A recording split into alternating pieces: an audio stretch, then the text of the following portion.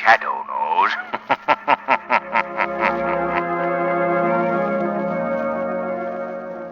Be sure to hear our special guest at the end of today's program.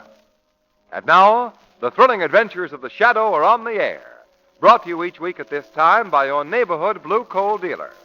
These dramatizations are designed to demonstrate forcibly to old and young alike that crime does not pay.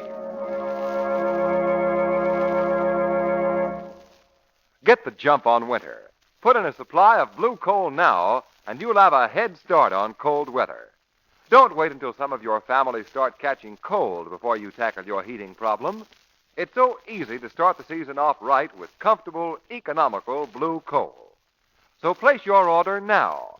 And remember, this year it's well to start the season with a big supply. The producers of blue coal expect no shortage of this finest of all hard coal, but present unsettled conditions make it wise to be prepared. Call your neighborhood blue coal dealer tomorrow and order your winter supply of blue coal.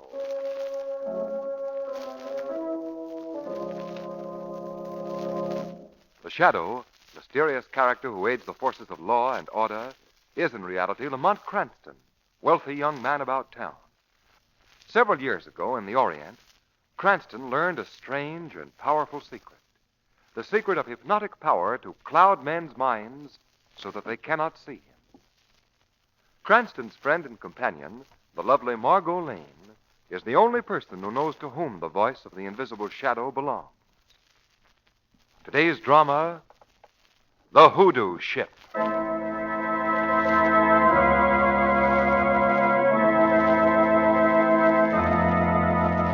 The date, 1850. The place, aboard the slave ship Raven, flying between Africa and America.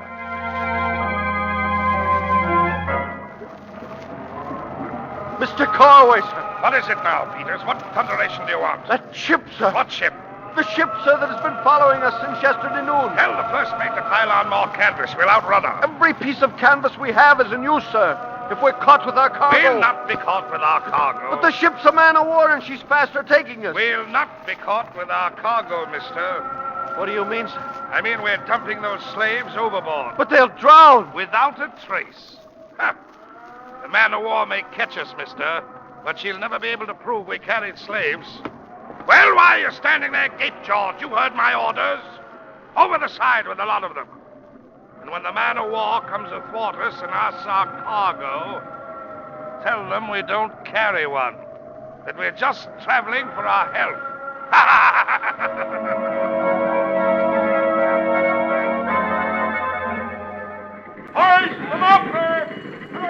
And that, Lamont and Miss Lane, is the history of this old ship, the Raven. A pretty gruesome history, Mr. Crew. But how does the haunted story originate? On almost every voyage this old ship made after that, someone died.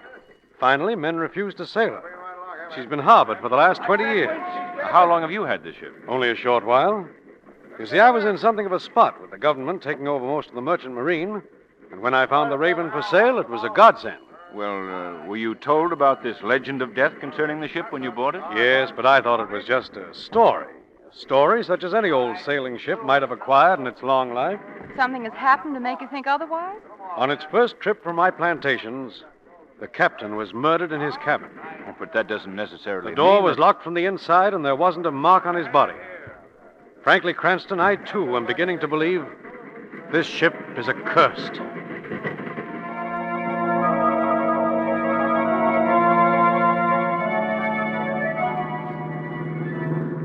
I was watching the men taking the stuff off in that boat while I was waiting for you and Miss Lane, Mr. Cranston. Oh, were you, Shrevey? Yes, sir. Ain't it too bad that the days of sailing boats is over, that they're over? Why do you say that, Shrevey? Oh, I don't know. Maybe because I read it somewheres. I was just making with the conversation, like they say. You two have been so quiet, I was just making with the conversation. Like they say. Yeah. Gee, I would like very much to be a sailor. Sailing on the briny deep and batten down the hatches and stuff. Well, Shrevey, I don't think you'd like that ship. Why not? I'm thinking to myself, that ship is beautiful. In a repulsive sort of way. Yeah, it certainly is. Shrevey, that ship once carried slaves from Africa to America. Is that so? Well, you can't blame the ship, you can't blame. No. But the taint of the men who indulged in that business still seems to stick to her. Well, that's quite understandable. What do you mean, Mr. Cranston? That ship is haunted. Oh, well, You mean it's got ghosts, it's got? Shrevey, watch where you're driving. Yes, ma'am. I thought for a minute you said the ship was haunted. She did. Oh, Shrevey, you're too excitable. Yes, ma'am. I'll keep reminding myself of that. I'll keep. Well, after all, it may be only a peculiar combination of circumstances. Lamont, don't you believe what Mr. Carew told us? That the captain was found dead in his cabin? With the door locked on the inside? Margot, the captain may have died from natural causes. There were no marks of violence on his body, and as he was buried at sea... What about the wailing noises that were heard the night he died? What about that awful smell aboard ship? An odor of death. Was all that just coincidence? Yeah, how about that, Mr. Cranston? Coincidence? Well, it hardly seems likely, but... What about all the trouble Mr. Carew had with the men being afraid to sail the ship again? Do you think you could scare all those men with a peculiar combination of circumstances? No, that's very true. Well, you've convinced me, Margot. Well, Convinced me that I ought to accept Mr. Carew's offer to sail with him aboard the Raven. sail? But Lamont, I'll have to start shopping like mad for cruise clothes. Margot. Let me see. Margot. Hmm? You didn't hear me correctly. Mr. Carew asked me to sail with him. Just me. Oh, Lamont, you wouldn't... Margot, that's final. This is one time you're not going along.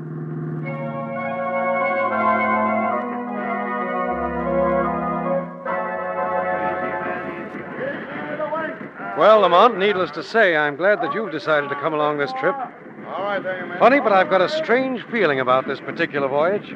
A feeling that I may not come back alive. Oh, now, Carew. Well, Mr. Carew, we'll be sailing with the tide in about 20 minutes. Good.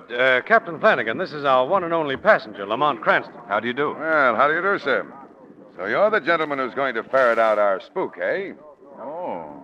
You know the ghost legend? Captain Flanagan knows all about it. Mr. Cranston, I'm not a superstitious man. I've examined my cabin where this so-called murder took place from stem to stern and can't find a hiding place big enough even for a ghost. If a spook is going to clamber down that porthole tonight, I'll welcome him with open arms and buy him a spot of rum. He'll deserve it. Now, gentlemen, I'm more worried about my crew than I am of any ghost. Never in all my years at sea have I seen a meaner or uglier bunch of men. Well, they were the only men we could get, Captain. Sailors are superstitious about a hoodoo ship. Hey, Captain, look aloft. That man's going to fall off the rigging. Oh, don't worry about him. Even with one leg, he's more agile than the rest. Yes. That wooden leg of his doesn't seem to hinder him at all. That's Rock, the bosun, Captain. And he's the ugliest of an ugly lot. Well, he's a good man. I don't know how I'd ever have a crew for you if he hadn't persuaded the men to sign on for another voyage. I hear you. Bosun, come here. Aye, sir. Rock, this is our new skipper, Captain Flanagan. Welcome, sir. Welcome to the good ship Raven. Haven't I met you someplace before, Mr. Rock? Not that I recall, sir. You look familiar to me. But perhaps I'm mistaken. Yes, sir. Is that tobacco you're chewing, Mr. Rock? That it is, sir. I won't have any chewing or smoking while you're on duty. Yes, sir. Over the side it goes, sir. Good. Mr. Rock, I've been informed the discipline aboard the ship has been very lax. Oh? I'll not tolerate that. As soon as we're out to sea, I want to talk to the entire crew. I'll see that they're assembled on deck, sir. Good. Now, back to your work, Mr. Rock. Aye, sir. Don't you think you're being a little hard on him, Captain? Mr. Carew, I hope you won't mind my telling you this, but I'm the captain of this ship. You're the owner. But once we're out to sea, this ship is my responsibility. No offense, Captain. I quite understand. Captain Flanagan, for a moment you thought you recognized Rock. Yes. Who did you think he was? A man who used to work for me some years back. And I must have been mistaken. And now, gentlemen, will you do me the honor of dining in my cabin tonight? Perhaps the presence of three men who don't believe he exists will discourage our ghost.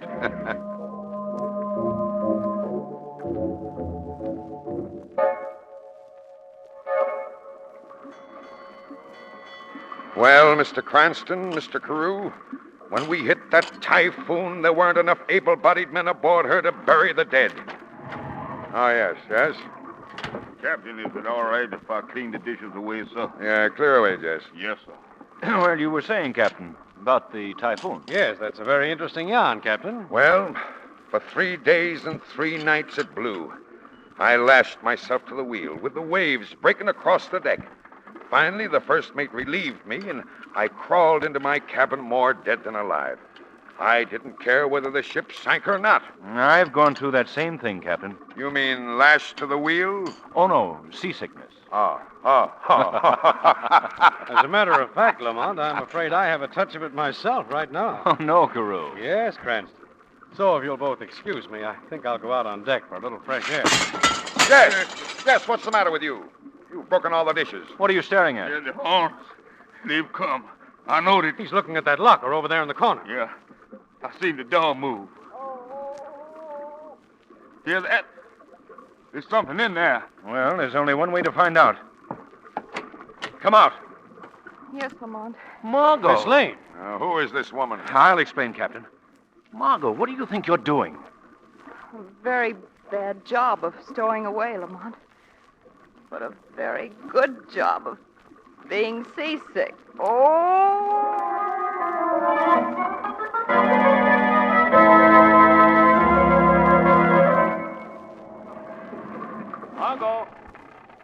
Margot. Here I am, Lamont. Oh. Feeling any better, Margot? Yes, a little, thanks. Well, you can go below now if you want to. You're to have my cabin. Carew and I are going to bunk together. Oh, thanks, Lamont. You're a dear. Wait till this voyage is over before you thank me, Margot. Things are brewing aboard this old ship. Things that may result in the death of any of us. Have you learned anything yet, Lamont? Not yet, Margot. But the Shadow is going to Captain Flanagan's cabin tonight. Well, what can you gain by questioning Captain Flanagan? I'm not going to question him, Margot. Tonight, the Shadow is going to be merely an observer. Because I think that an attempt will be made on the captain's life. And I'm going to prevent it, if I can.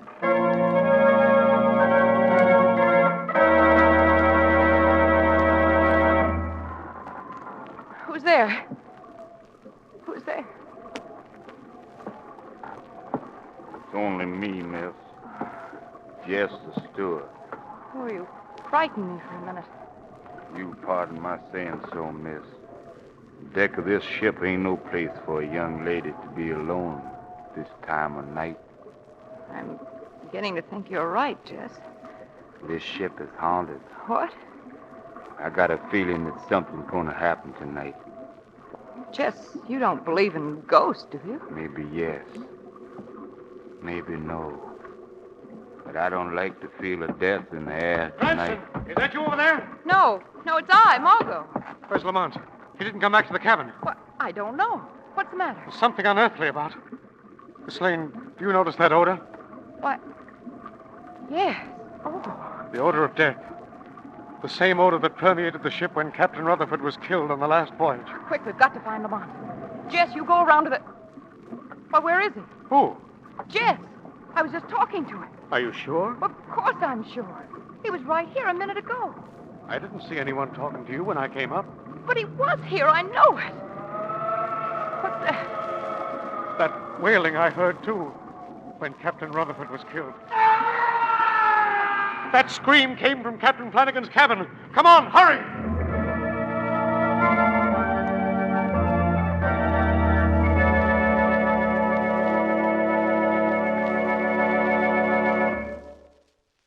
In a moment, our curtain will rise on Act 2. Meantime, let's talk about how you and your family can keep warm from now until next May. Heat your home with blue coal. You know, it's a fact that with blue coal, which is the finest of Pennsylvania hard coal, you can enjoy comfortable, even warmth throughout your house. Let the cold winter winds blow. You'll be snug and completely free of heating cares. One reason it's so easy to heat with blue coal is that it's delivered to your home in exactly the right size for your heating plant. Another reason, and one you want to be sure to remember, is the new Deluxe Blue Coal Heat Regulator. Every home should have one. It's as easy to operate as an electric light switch. It automatically opens and closes the dampers on your furnace and keeps every room at an even temperature. You can let the weatherman do his worst. You're always comfortable. Ask for a free demonstration of the Blue Coal Heat Regulator in your own home. No obligation whatever. Get in touch with your reliable neighborhood blue coal dealer tomorrow. He's listed under the words Blue Coal in your classified phone directory. Remember the name, Blue Coal. Blue Coal is color marked for your protection with a harmless blue tint. And now, back to the shadow.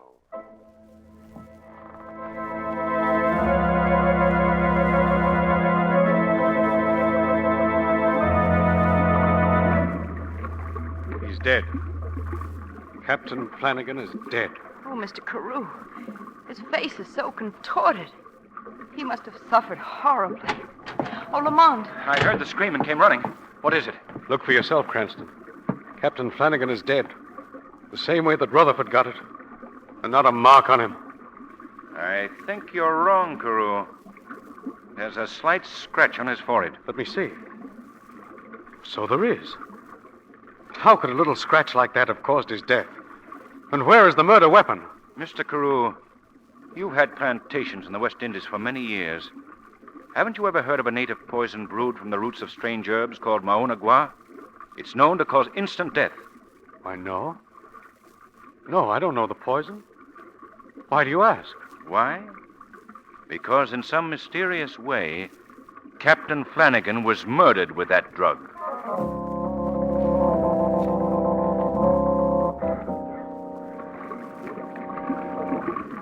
You talk, Lamont. It seemed that you believed Mr. Carew had committed the murder. Perhaps he has, Margot. But you were there when it happened. You must have seen how it was done. Margot, I was right in the cabin when it happened, but I might have been in New York for all the good it did me. The shadow went to Captain Flanagan's cabin last night. The door was locked and bolted, so I knocked. When he opened the door to see who it was, the shadow slipped into the cabin. Then he locked and bolted the door again, but before I could...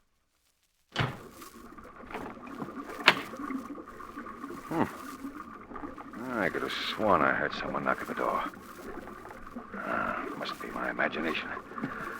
Well, to bed.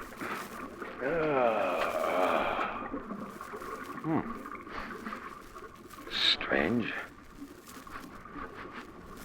What's that odor? Smells like it's coming from that ventilator. And the wailing. Just as Carew said he...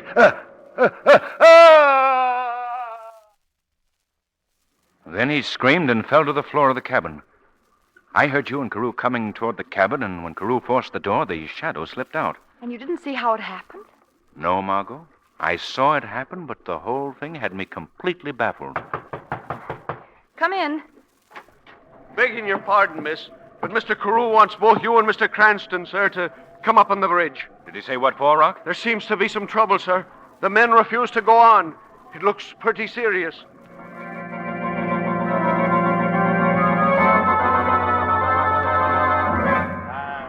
I think you'd better talk to them, Mr. Carew. They look like they're in a pretty dangerous mood. Yes, they know how Flanagan died, and they want to turn back. Well, we can't sail the ship without them. I guess you'd better union. But this is mutiny. It's unheard of in this day and age. Oh, please do something, Mr. Carew. All right, I'll do something. Something that may convince them. Let's have some action around here! Men, listen to me! We're going to continue our course to the West Indies. Not in this present ship, we're not. We want to turn back. What happened to Captain Flanagan happened to... Let me speak! Right. What happened to Captain Flanagan? And Captain Rutherford, don't forget. This ship is hard. It was all an accident. There was nothing supernatural about it. This ship is cursed and we're not sailing. We want to turn back. And we're going to turn back. Men, please! Suppose I prove to you that there is nothing to fear on this ship. How are you going to do it? Then, we want to know. if I sleep in the captain's cabin and nothing happens to me, will you continue the voyage? That's fair enough. Fair enough it is. You do it, and if nothing happens to you, we'll go on. Aye, you'll prove it to us. I've never asked a man working for me to do anything that I wouldn't do. I'm sleeping in the captain's cabin tonight.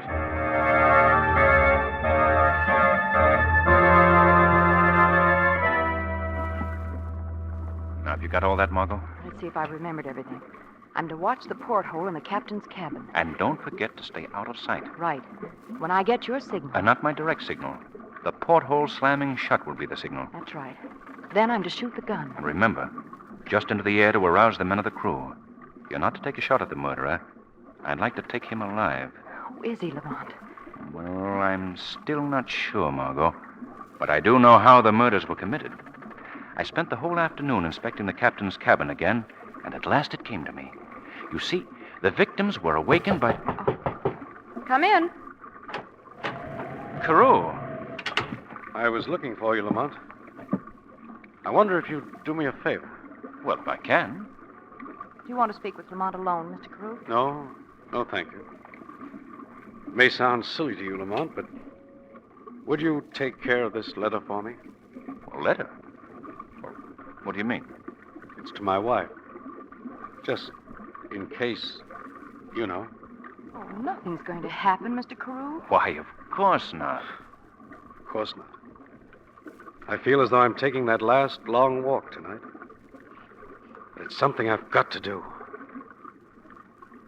Nice evening, isn't it? Seems pretty fine to be alive. Well, I won't bore you with my emotions. Better have a go at that cabin. You will take care of that letter for me, won't you, Lamont? Certainly. So long. He spoke as if he were going to die tonight. And well he may, Margot. If anything goes wrong with the trap I've set for the killer. Well, let's get along. The Shadow has work to do.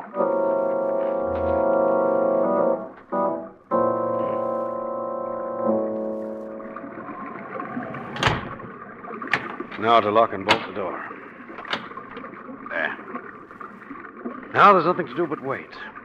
I could go to bed and wait, but... Huh? What's that? Who's there? Strange. I thought I heard someone knocking. Huh. Must be my nerves. Mr. Carew. Voice. Maybe they're right. Maybe the ship is haunted. No, Mr. Carew. It is the Shadow's voice you heard. But I can't see you. The Shadow is invisible to your eyes. But let me reassure you, I am a man of flesh and blood, and I am your friend. I've cast a hypnotic mist over your mind, which makes me invisible. I don't understand. What do you want of me? I've come to help you, to save you from almost certain death. How can you save me? Be patient, Mr. Carew, and obey my orders, and we will outwit the killer. But I... That odor. The odor of death. The killer has come earlier than I expected. And now the moaning. Shadow, that awful smell. It seems to be coming from the ventilator. Mr. Carew. What is it? Don't move another step. You see the ventilator in front of the porthole? Yes? The murderer is just outside waiting for you to go to that ventilator. As you pass the open porthole, he will strike. Then I won't pass it. I'll be safe if I don't. You must pass it. What? If we are to catch our killer red-handed, please follow my instructions. Now, count 3 to yourself and walk toward the ventilator. When I shout now, drop to the floor instantly. Ready? Ready. 1, 2, 3. Now! Are you all right, Mr. Carew? Yes, I'm all right. What's all that shouting about? Unless I'm mistaken, that means our killer's criminal days are over. If you'll examine the porthole, you'll find a sharp steel needle dangling from a silk thread. But be extremely careful of the way you handle it, as it's coated with a very deadly poison. That, Mr. Carew, is the murder weapon.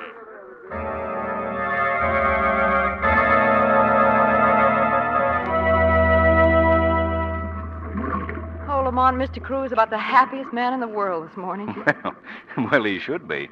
He came very close to following Captain Rutherford and Captain Flanagan as the killer's third victim. And Rock is in chains in the hole, Lamont? Yes. Carew's turning him over to the authorities as soon as we dock at Tecito. Well, did Rock finally admit why he had committed these murders? Well, Margot, it seems Rock had been hired by another concern to ruin Carew. Not only on this ship, but on any other ship that Carew might try to hire. You know, Lamont, I still don't know how Rock could do all those things. What things, Margot? Well, for instance, the wailing sound that we heard. That's simple enough. He rigged up some large tin drums on a rosin cord hung onto the yardarm.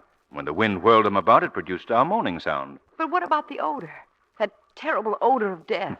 That was nothing more than a few basic chemicals placed in the ventilators. Our imagination supplied the so-called odor of death. Oh, that's simple enough. But how did Rock actually commit the murders? I knew, Margot, that the killer had used a blowgun and a poisoned dart. But what puzzled me was what became of the dart. You remember we couldn't find it. Oh, now, Lamont, that's not so simple. On the contrary, Margot, Rock merely slid down a rope to the porthole, shot his poisoned dart, and retrieved it by pulling it back on a silk thread. Huh, as simple as all that? Why, I could have figured that out if I'd had time enough. Well, of course you could, dear. Give you time enough and you could have figured it out, certainly. There's only one thing you overlooked, Margot. What's that, Lamont? A peculiar characteristic of our friend Carew. Really? What characteristic? He just doesn't like being buried at sea. Well, you can understand. Oh, Lamont.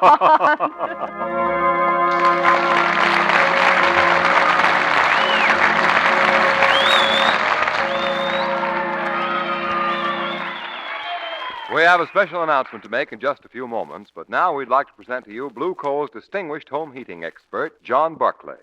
Mr. Barclay. Thank you. Friends, they say that well begun is half done.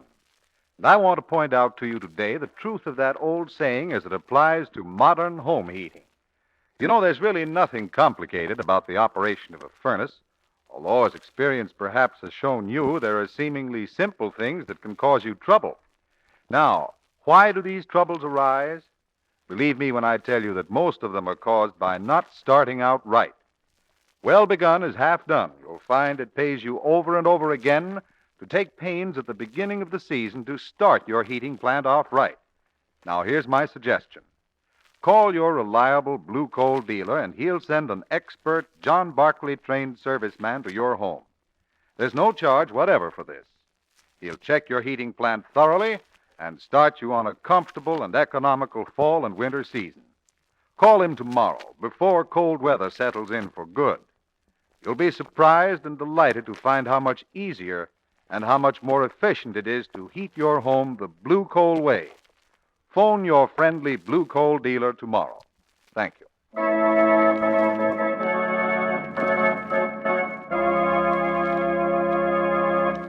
It's our great privilege to present to you at this time Mr. Norman Weiser of Radio Daily. Mr. Weiser, as editor and critic, has long been regarded as a leading authority in the world of radio drama. Mr. Weiser. Thank you. Ladies and gentlemen, radio today is certainly a major influence in the field of drama. Radio dramatizations such as The Shadow are very carefully selected and are designed particularly to suit the listening tastes of an exceptionally discriminating audience. Today, I am representing Harper & Brothers in commemoration of their new book, Writers' Radio Theater of 1940-1941, which contains the 10 outstanding radio dramas of that period. It is my honor to present one of the 10 merit awards to The Shadow, as having contributed one of the best radio dramas of the year. It was called The Ghost Walks Again, written by Jerry Devine, produced by Wilson Tuttle, and presented over this network March 16, 1941. Thank you, Mr. Norman Weiser, and thank you, Radio Daily.